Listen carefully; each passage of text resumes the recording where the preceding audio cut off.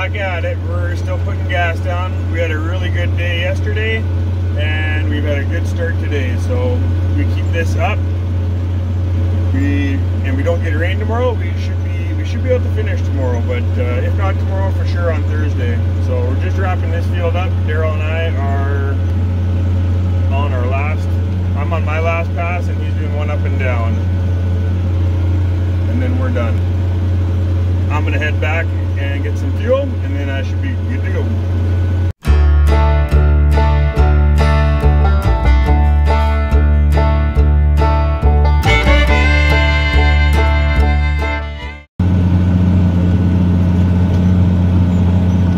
It was pretty chilly yesterday. It was -5, and all of our windows were all frosted. So as you can see, when they melted, they now made the windows dirty. So I haven't really had the chance to clean them just because we've been going. I'm gonna head back, and when I'm fueling up at my brother's place, I'm gonna give them a good wipe down. Maybe I can see a little bit better.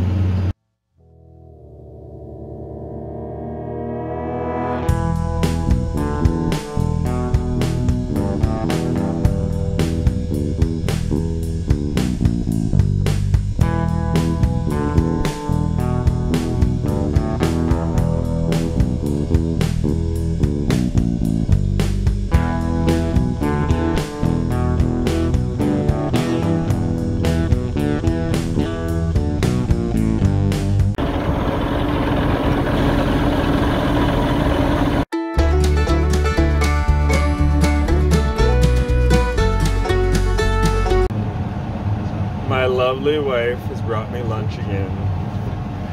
It sure is windy.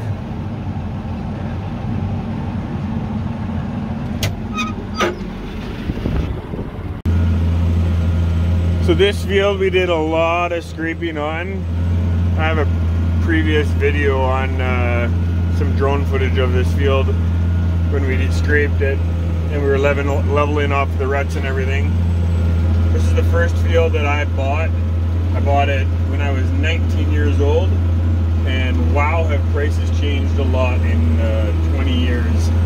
So yeah, this is the first field I bought. We bought it off of a man by the name of Alvin Jansen, and he worked for us for many years after that. He drove our combine, so that's who we bought the land from.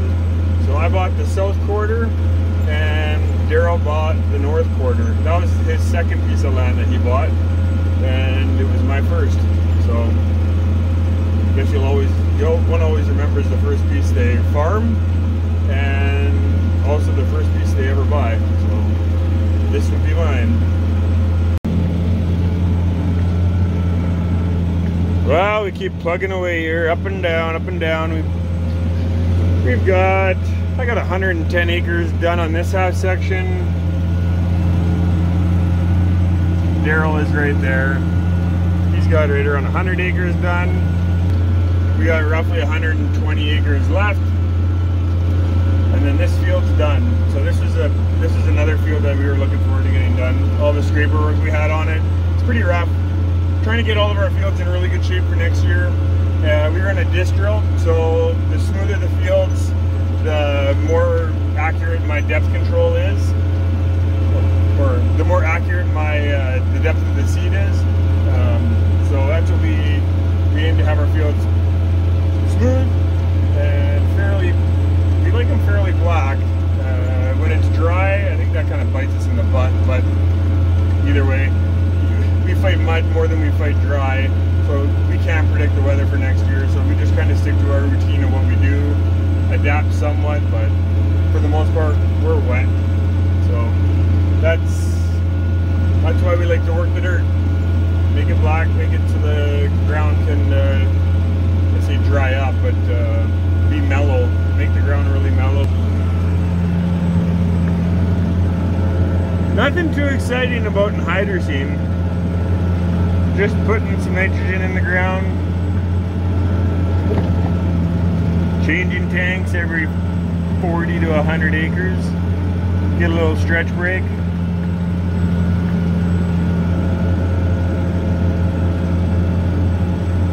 is a relaxing time, but we also have deadlines. By November 10th, we got to have all of our fertilizer in the ground. So at this time of the year, I've said this before, that we might get snow any day, or it might get really cold. Forecast looks like that shouldn't be the issue, but on a typical year, we are doing... Okay, we're waiting and holding out 2238 for delivery. Oh, canola's gone up. Sweet. 2238 a bushel. That is nuts. Anyway, that's actually what we're going to be growing on this field next year is canola. So you can have a half decent yield at $22.38 a bushel. That definitely works.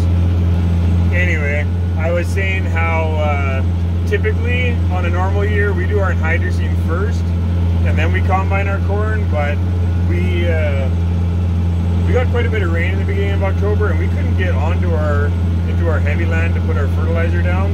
So we switched things around, and we did our corn first, hammered off our corn in a good time, and now we're able to go on any of our fields to put anhydrous down. So we're giving her hard with that. For us, we find it pretty important to get our fertilizer down in fall. I like to have as few things to go into the ground in spring as possible to make seeding go as smooth as possible. The less product I have to be putting into my air seeder, the more acres I can cover. And if we are fighting any kind of weather conditions, and all I have to do is put down seed and a little bit of starter fertilizer, then I can cover a lot of acres in a very short order. So if I've got to start worrying about anhydrous or getting our nitrogen down in spring, it's just more things that I have to worry about. But you know what? That's what we find works for us. I got a lot of neighbors and friends that they like putting their anhydrous and fertilizer down in spring. That works for them. So I don't believe there's one right way. It's whatever a farm is set up to do, and whatever works for them, you go with it. Everybody's got their own way and their way of handling what makes them feel less stressed. And the disadvantage of putting all of our fertilizer down now is we can't change the order of, well, we can change it a little bit, but of what we're putting where. So we kind of have all of our fields mapped out that we're putting canola on certain fields, and wheat and oats and soybeans. So you kind of got to stick to that plan. And the other thing is that when the fertilizer is in the ground, you got to pay for that. And we have had years where we never got the crop seeded. So now all that nitrogen that we had in the ground in fall is a complete waste. So there definitely is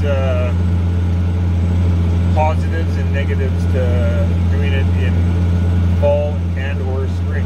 So like I said, we've done it this way forever, and we've had years where we didn't get any fertilizer down. So and you know what, it worked out. Those years worked out just as good. So it's all in better hands. We just put in our time and do the best job we can, and find out what works for us. Well, that's a wrap from me right now. Peter's going to come trade. He's going to start running this unit in about an hour and a half or so. I've actually got to take off. I'm part of the board for our Bible camp in our area, and we're actually hosting a fall supper tonight, and I'm going to go there and help serve some food, and then I'll get back to work this evening. So I'll be back.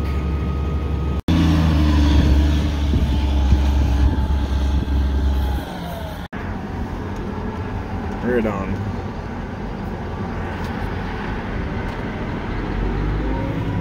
I haven't driven this one in a while. This one's got a different monitor. This one we run Dickie John.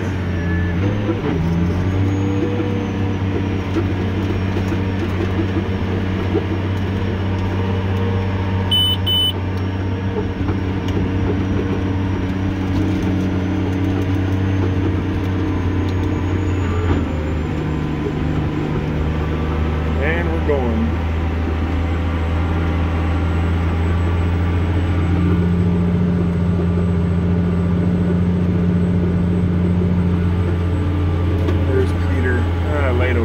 That's Peter. Well, the guys had a good, they finished up that half section and started on the next quarter here. So, not looking like we're going to be able to finish tomorrow. We would have to have an exceptional day. If all goes planned, we're going to do 760-ish, 800 acres today. So that'll leave us for 880 acres after that. So, pretty sure we'll finish, we can get a little bit done tomorrow and a little bit done on Thursday, and that'll be a wrap. So I'm back from, we served 500 meals at camp, and it was a bit of a fall supper fundraising drive-through meal. So we served some meals, and now I'm back doing this. So I'm taking this path on one flight. Right on, another quarter, lift up. You think you can handle another 80? Well, definitely, yeah.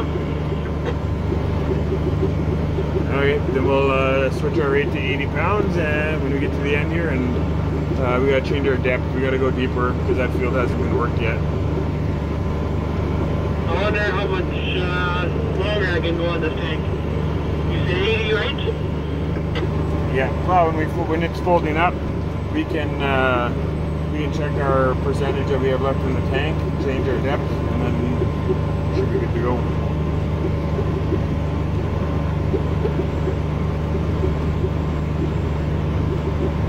All right, check the.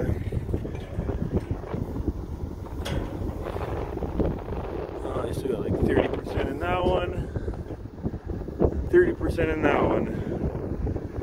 We'll be winged up. Peter's coming over here. And we'll head off to that 80.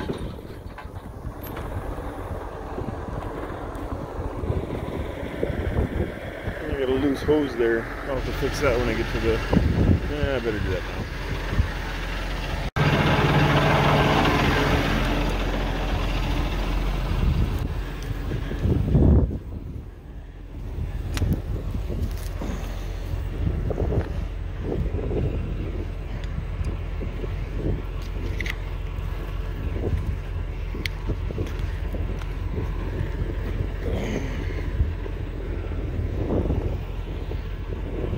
All I do is I go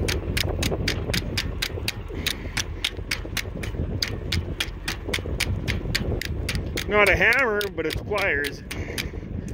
There. To hit it a little bit more.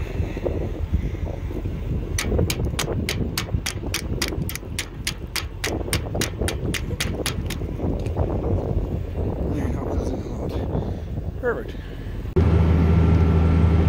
Well, we have 2.5 up and downs left each, and we are done this 80. So before I talked about the we had to go a little bit deeper. We hadn't worked this field, so the field isn't quite as mellow, and we want to make sure that the shanks are all getting down in the ground. So we go on the fields we haven't worked, we go one round deeper, and that's very simple to change on these cultivators. It's just a pin and a rod on the main cylinder. So not too difficult. Shouldn't be long, and we'll have this 80 knocked off, and then we'll call it a night. Well, that's a wrap. Another day, more acres smashed. Had a great day. We did, I think, about 760 acres, I think it was in total. So we are down to 880 acres, I believe, to do. So not quite doable tomorrow, and they're calling for the chance of rain. So hopefully you like the video. We got 1.5 days roughly left of anhydrous. We got some harrowing to do, and get ready to put stuff away for winter and get cattle stuff ready. So hope you liked it. Please subscribe and give it a thumbs up. Thanks.